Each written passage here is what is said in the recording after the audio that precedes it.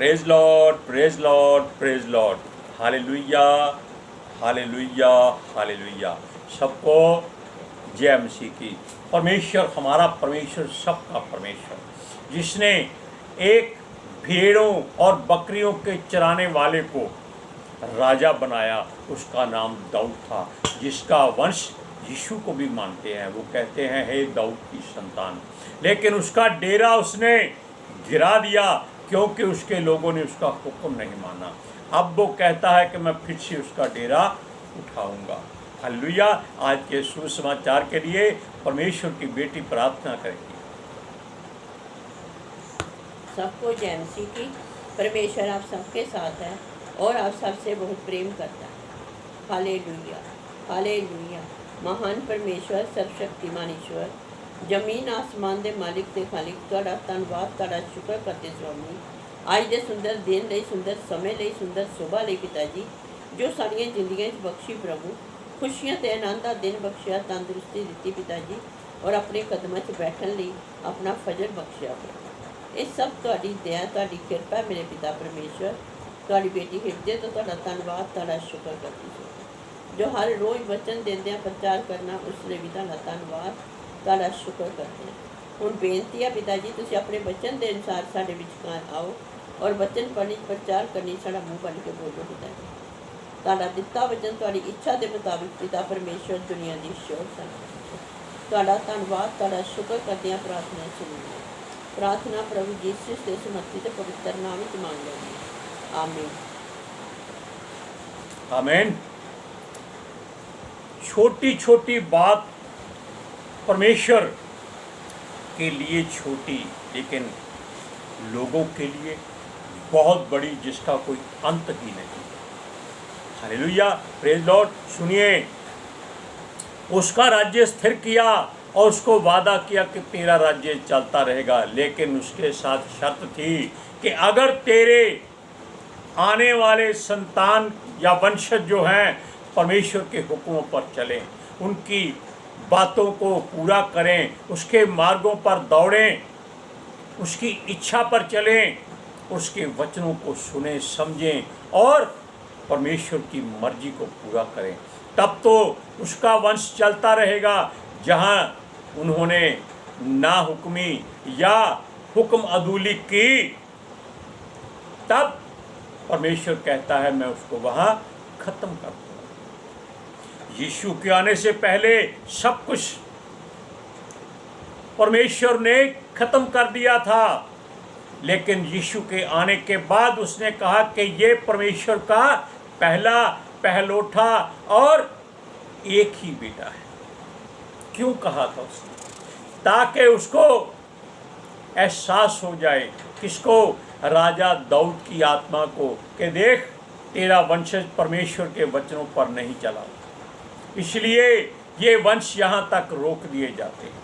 लेकिन डेरा खड़ा करने का मतलब है कि इसके बाद जो भी पीढ़ियाँ आएंगी, जो भी यीशु पर विश्वास करेंगी, उसका कहना मानेंगी, उसका हुक्म मानेंगी, तब फिर परमेश्वर उसके डेरों को खड़ा कर देगा। डेरा कोई घर नहीं है, कोई तंबू नहीं है, कोई कनात नहीं है, कोई भवन नहीं है।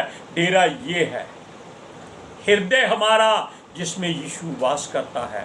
और ये डेरे के आसपास जो दीवारें बनी हुई हैं मांस की, चमड़े की, इसको परमेश्वर का डेरा कहते हैं। इसमें परमेश्वर वास करता है। वो खुदावंद, खुदा परवरदिगार, वो वादा करता है कि मैं दाऊद के डेरे को फिर से उठाऊंगा। क्यों उठाएगा? क्योंकि उसका बेटा दोबारा आने वाला है। हालेलुया। सुनिए, उसने अपने लोगों को जो वादा किया था, लोगों ने पूरा नहीं किया, लेकिन अब वो कहता है इजराइलियों को वो फिर से उठाएगा, फिर से ऊंचा करेगा। लेकिन अगर ये अपने कामों से, अपनी सोच से, अपने व्यवहार से गिर जाएं, तो ये परमेश्वर के लायक नहीं रहेंगे। हालेलुया। सुनिए, इसने यानी कि परमेश्वर ने 430 वर्ष इनको इसीलिए गुलामी में रखा था, ताकि ये लोग कुछ अकल सीख लें, दुनिया में जीना सीख लें कि कैसे जीना है, मुश्किलों से कैसे सामना करना है। लेकिन 40 वर्ष फिर से दिए और उनको मजबूत किया, युद्ध कराए, लड़ाइयाँ युद्ध मरवाया और लोगों को इनके हाथों से नाश कराया। मधु और दूध की धाराएं जहाँ भी जाते थे इनको मिलती थी, लेकिन कनान देश ऐसा देश था जो सबसे उपजाऊ देश था। उसने कहा वो तुम्हारे लिए। क्यों?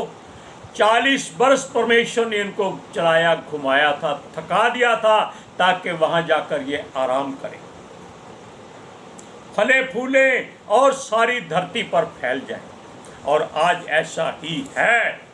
ये मसीह लोग शांत क्यों हैं? इसीलिए शांत हैं कि परमेश्वर का हुक्म मान रहे हैं। ये लड़ाई झगड़ा बंद कर चुके हैं। युद्ध में परमेश्वर ने, वचनों में आपने पढ़ा होगा, तलवारों और बर्छियों, हंसों, भालों और इनके ढालों को लोग 3 साल तक जलाते रहे थे। लकड़ी नहीं मिलती थी कहीं भी। क्यों जलाते रहे थे? वो कहता है युद्ध बंद कर दो, अब कोई युद्ध नहीं होगा। जो नई पीढ़ी आएगी, जो परमेश्वर का हुक्म नहीं मानेगी, वो युद्ध करेंगे। तब सब कुछ नाश होगा और मसीह लोग यीशु मसीह के द्वारा बचाए जाएंगे, यानी कि फिर से उनका डेरा खड़ा हो जाएगा। हालेलुया। आप देखिए वचन, प्रेरितों के पुस्तक 15 अध्याय उसका 16वां वचन पढ़िए। उसके बाद मैं फिर आकर दाऊद का गिरा हुआ डेरा उठाऊंगा और उसके खंडरों को फिर बनाऊंगा और उसे खड़ा करूंगा। ये ऐसा क्यों हुआ था? ये ऐसा इसलिए हुआ था कि 430 वर्ष लोगों ने परमेश्वर की बहुत दुहाई दी। बेशक उनको सब कुछ खाने को मिलता था, पहनने को मिलता था, कुछ भी कमी नहीं थी, लेकिन उनको मजदूरी नहीं मिलती, उनका हक नहीं मिलता था, ताकि वो अपने हक से अपना जीवन जी सके। इसीलिए परमेश्वर ने कहा था कि इनको मजबूत करने के लिए केवल 40 दिन का समय था। इनकी गलती से वो 40 साल बन गया। हालेलुया। अब सुनिए, परमेश्वर ने सोचा था अगर उसके लोग के बाकी लोग संसार की बातों में खो जाएंगे तो उसकी बनाई हुई प्रजा, उत्तम जाति बेकार हो जाएगी, वो मिट जाएंगे, इजरायली खत्म हो जाएंगे और साथ में वो भी गैर जातियां जो इनके साथ मिल गई है।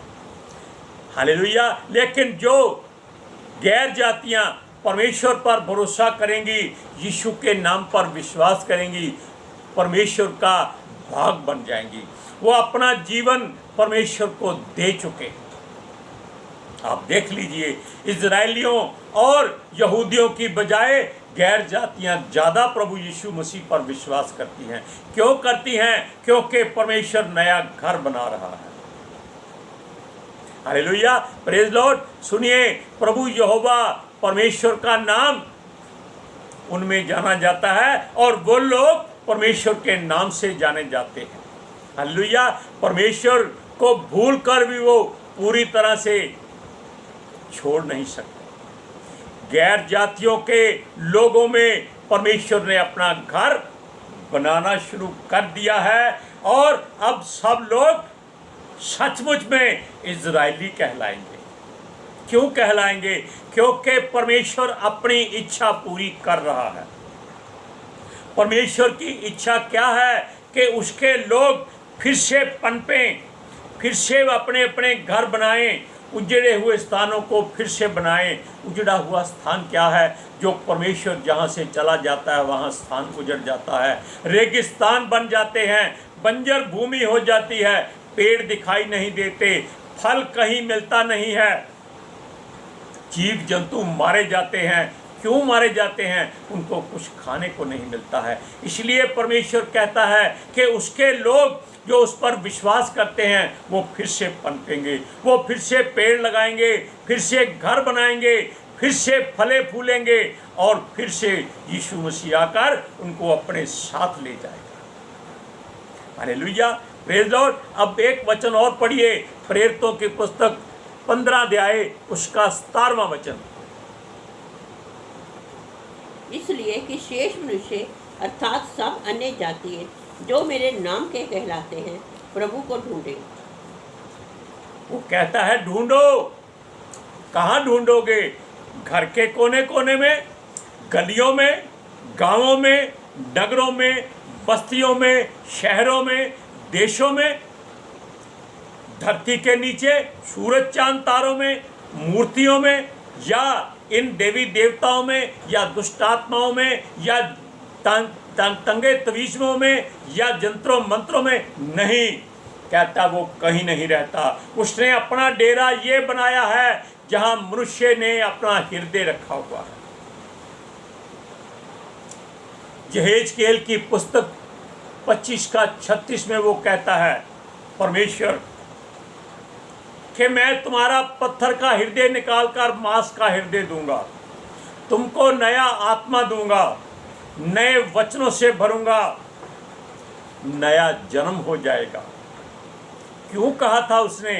इसीलिए कहा था कि ये लोग पुराना भूलकर, यानी कि पुराना सब कुछ छोड़कर वो मर जाएं और फिर से जीवित हो जाएं, ताकि परमेश्वर अपने नए घर में वास करे। Hallelujah, praise Lord. सुनिए, कारण यह था कि जातियां परमेश्वर की जो थी वो गैर जातियों में मिल गई थी, लेकिन अब वो फिर से प्रभु में मिल रही हैं। यीशु के नाम से, यानी यीशु मसीह के नाम से क्यों जानी जाती हैं, क्यों मसीह कहलाती हैं? क्योंकि परमेश्वर ने यीशु को मसीह बनाया था। मसीह का मतलब होता है धार्मिक काम करने वाला, कोई धर्मी नहीं, क्योंकि धर्मी केवल परमेश्वर है और कोई नहीं। हर मनुष्य दोषी है, लेकिन वो कहता है धार्मिक बनो, अच्छे काम करो, लड़ाई झगड़ा मत करो, विरोध मत करो, पलटा मत लो, बुराई मत करो। परमेश्वर को अपने हृदय में स्थान दो, सारे काम वो खुद करेगा। हालेलुया। वो कहता है प्रभु को ढूंढो, दाऊद का नाम और घराना चलता रहे, उसका डेरा फिर से तैयार हो जाए।